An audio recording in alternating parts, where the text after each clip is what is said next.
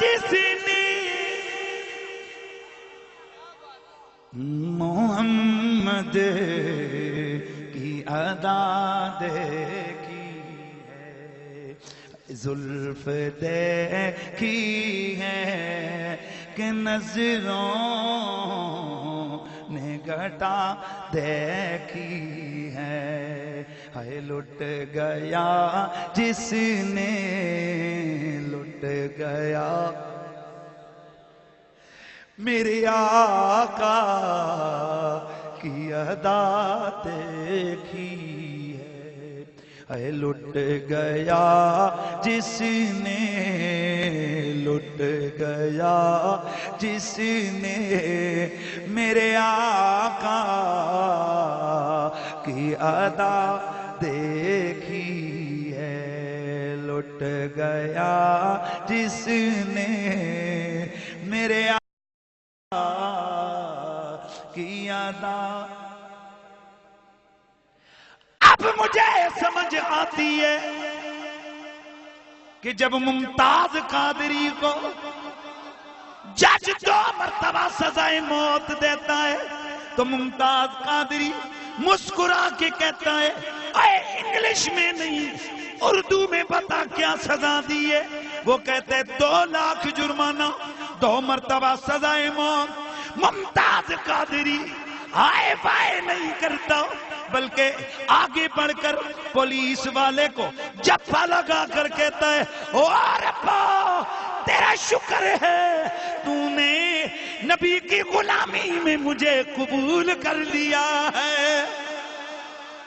ایسا کیوں؟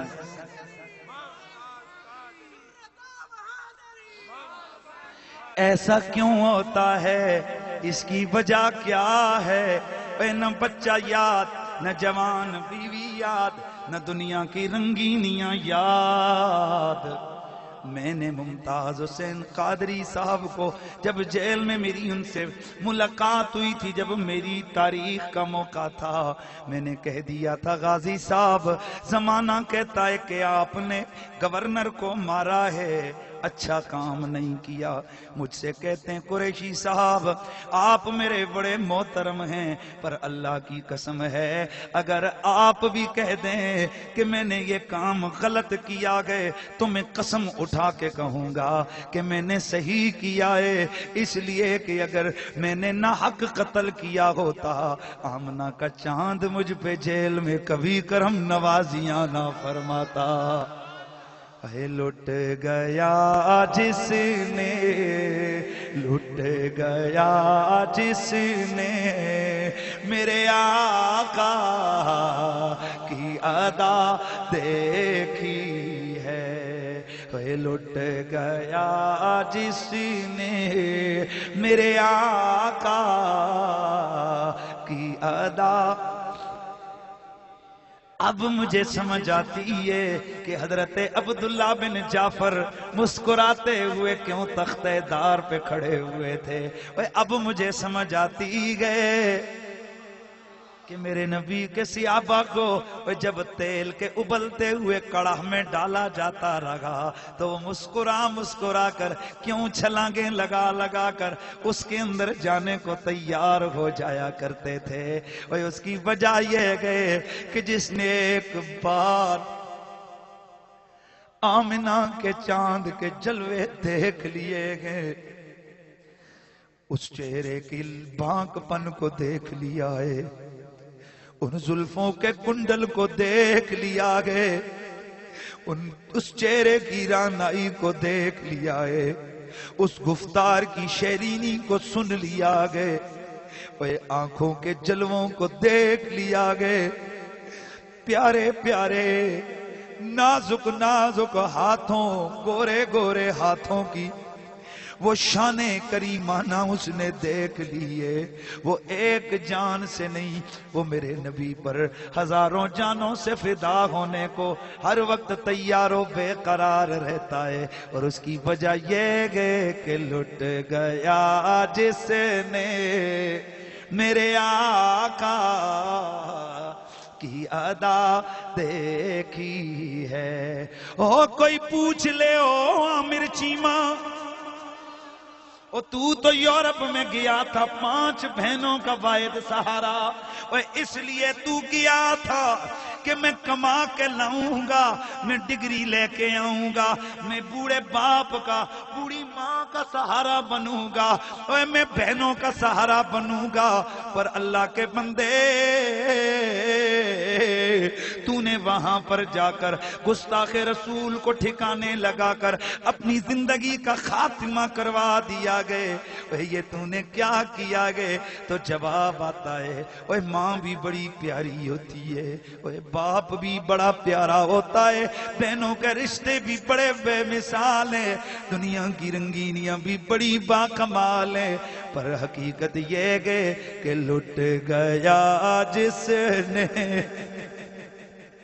میرے آقا کی ادا دیکھی ہے، زلف دیکھی ہے کہ نظروں نے گھٹا دیکھی ہے لٹ گیا جس نے میرے آقا کی ادا دیکھی ہے۔ او میرے غازی علم الدین،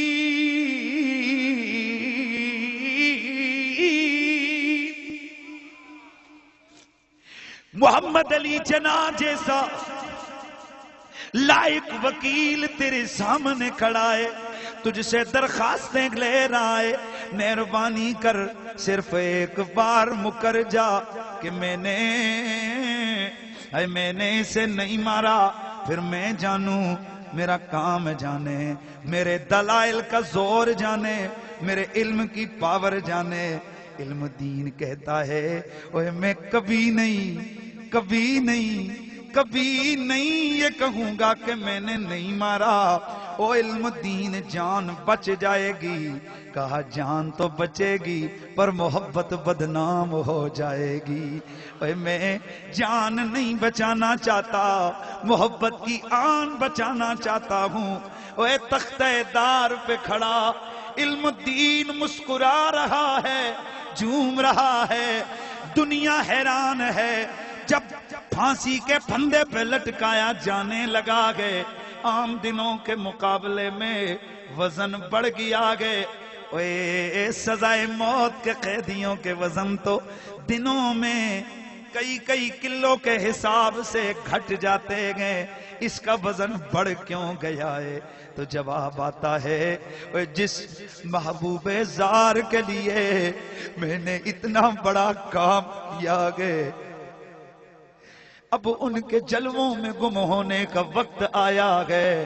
اور حقیقت تو یہ گئے کہ لٹ گیا جس نے میرے آقا کی ادا دیکھی ہے، لٹ گیا جس نے میرے آقا کی ادا دیکھی ہے۔ او میرے نبی سے پیار کرنے والو، اے نبی کی محبت صرف میلاد کے جلسے میں ہی نہیں ہونی چاہیے، صرف ابے کے 40ویں پر ہی نعت نہیں ہونی چاہیے۔ خوش نصیب ہیں وہ لوگ کہ جن کی خوشیوں میں بھی نبی کا